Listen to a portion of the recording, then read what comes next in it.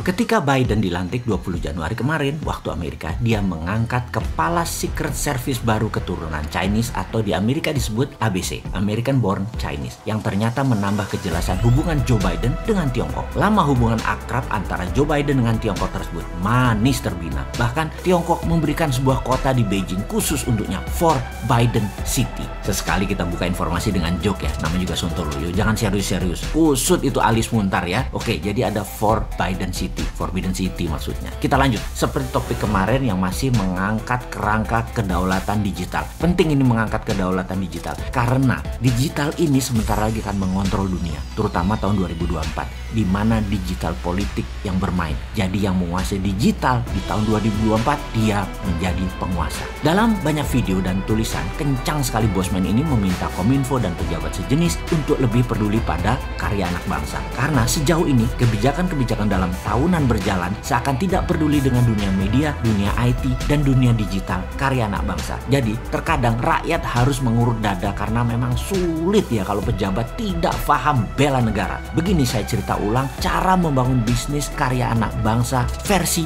Mardigunomik. Kekuatannya ada di swasta. Lupakan membangun ala Tiongkok yang menggunakan kekuatan BUMN. BUMN Tiongkok itu yang punya PKC, Partai Komunis Cina, bukan negara Cina yang punya BUMN. Jadi mudah ngelolanya. Kalau sekarang yang punya negara rumit sekali. Tapi jujur saat ini BUMN itu kan harusnya milik negara katanya. Namun faktanya dikuasai oleh titik-titik-titik. Monggo isi sendiri. Yang jelas kalau perusahaan BUMN tidak untung atau merugi, direksinya nggak digantung. Uang teman seperjuangan semua. Kalau di Tiongkok korupsi di BUMN mampus saja lo. Artinya lo ambil hak partai, artinya lo mengambil hak negara, hukum gantung, liwat aja lah hidupmu. Di sini BUMN nggak produktif, BUMN tidak perform, CEO-nya dan direksinya rumahnya mewah-mewah, sementara minus perusahaan negara tadi harus ditanggung, kegeblekan direksi dan yang menanggungnya siapa? APBN. Dan kalau nggak perform, nggak diapa-apain, kan lucu. Enak ya di Indonesia ini. Inilah kegeblekan bernegara tingkat dewa. Oh lupa, mungkin karena kebanyakan yang jabat adalah pendukung setia kampanye pejabat tadi yang membuat dia jadi. Ya wes sakarepmu lah PN. Suatu hari juga kamu ada limitnya. Suatu hari kamu tergantikan. Suatu hari kamu siap nggak siap. Jadi sing hati-hati jadi pejabat. Suatu hari kamu tidak menjabat, itu aja saya ingatkan. Oke, kita lanjut. Kali ini kita bukan bicara korupsi loh ya. Kita nyamber sedikit BUMN yang nggak perform. BUMN merugi dan lain sebagainya. BUMN itu regulator plus operator, kok bisa rugi, kok bisa kan geblek. Makanya kalau lu di swasta sudah ditolol-tololin sama pemegang saham, sudah dipecat dan dipermalukan. Kalau di BUMN dimaki-maki rakyat, dibilang rakyatnya anti pemerintah. Wih enak bener jadi pejabat, dilindungi buzzer, penggiring opini. Ya wis, bahagialah hidupmu sekarang. Mau bukti lagi kalau BUMN banyak yang rugi? Banyak lah di media mainstream. Lalu cek di Wikipedia apa saja bisnis mereka. Lalu lihat daftar nama direksinya dan lihat juga apa yang mereka kerjakan di BUMN tersebut. Tidak ada, hanya sapi perah buat mengumpulkan kekayaan pribadi dan kelompoknya. Jangan-jangan kelompoknya yang menggunakan fasilitas negara. Kalimat terakhir saya ini asli provokator. Maaf ya, saya berbicara berdasarkan kekesalan pribadi atas kinerja banyaknya BUMN yang merugi. Sekali lagi, sempatkan cek di mbah Google, di Wikipedia perusahaan tadi plus anak cucunya BUMN yang induk itu hanya jadi pemeras susu negara untuk kepentingan sekelompok. Percaya saya. Ya itu aja ya. Oke, satu lagi. Bagi kaum emak-emak yang suaminya, ini sekedar mengingat bagi kaum emak-emak, kaum tante-tante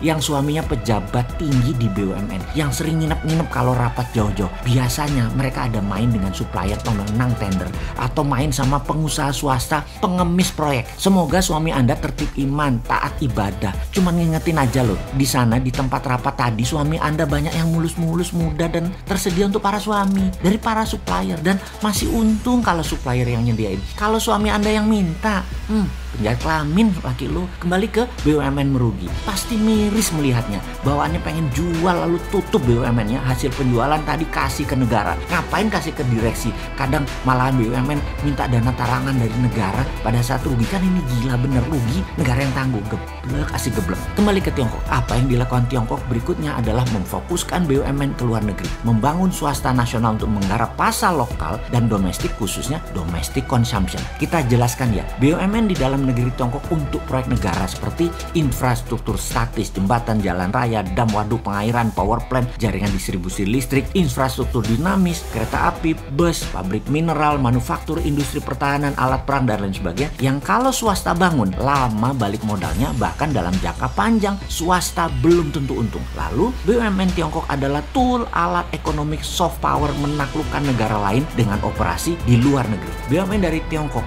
salah satu war tool dalam kolonialisasi modern. Lalu Tiongkok kemudian membangun swasta, namun tidak boleh mengendalikan lebih dari 70% pasar karena kena undang-undang monopoli seperti yang dituduhkan kepada Jack Ma saat ini. Untuk membangun swasta bukan saja fasilitas yang diberikan oleh negara, tetapi melindungi mereka, protek mereka dari serangan swasta asing atau negara asing yang masuk ke Tiongkok mengambil pasar Tiongkok. FDI atau Foreign Direct Investment di Tiongkok produknya harus 100% ekspor keluar dari Tiongkok. Beda dengan negara yang tidak berdaulat seperti negara tetangga kita. FDI masuk produknya terbanyak untuk kebutuhan lokal, mengambil pasar lokal, berkompetisi dengan UKM lokal. Jadi rakyat di negara tidak berdaulat BUMN yang memakan UKM dan pasar rakyatnya sendiri. Itu ada di negara tetangga contohnya. Ditambah asing masuknya dipermudah untuk menggarap pasar rakyatnya sendiri. Nah, itu hebatnya negara tetangga tadi. Bagaimana cara melindungi swasta di Tiongkok sekarang? Perlu anak bangsa dilindungi dari predator besar asing sampai menjadi dewasa dan besar. Misalnya Renren dilindungi, Facebook tidak boleh masuk Cina sampai Renren menguasai 60% pasar Cina. Didi Sucing transportasi menguasai 60% pasar Cina. Baidu menguasai 60% pasar Cina, baru Google boleh masuk. Indonesia kalau mau maju, aplikasi anak bangsa lindungi. Kalau nggak dilindungi, Gojek itu udah kehabisan nafas, dijual ke asing lah kayak sekarang. Catatan, Gojek memang produk anak bangsa, tapi pemiliknya mayoritas asing. Telat iki diproteknya.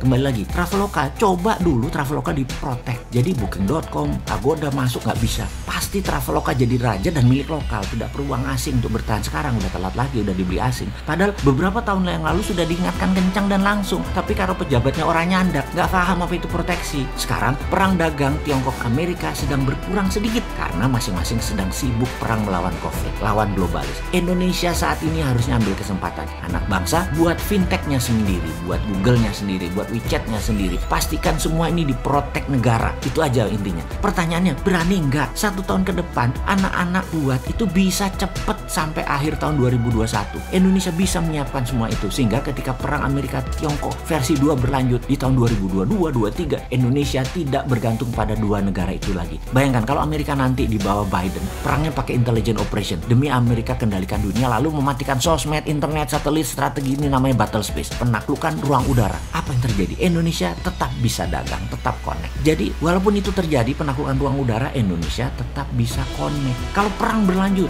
4G-nya sama Cina dimatikan, 5G-nya Amerika dimatikan, masa Indonesia masuk jadi fair state karena nggak ngerti mengantisipasi ini semua, Indonesia jadi negara gagal? Jangan, kita harus punya milik sendiri, tidak pakai asing. Telekomunikasi itu proyek strategis negara, coba lebih diperhatikan wahai pejabat. Karena masalah ini semua, maka sekarang kita ingin bangun swasta, dukung dengan fasilitas. Maaf nih ya, yang tadi pakai bahasa geblek, abisan pakai bahasa sopan nggak ngeh juga sih. Jadi ya saya pilih pakai bahasa geblek-geblek biar tersinggung, biar tambah kepanasan, supaya langsung gerak, supaya langsung action. Tapi apa nggak juga ya, dasar lu ah.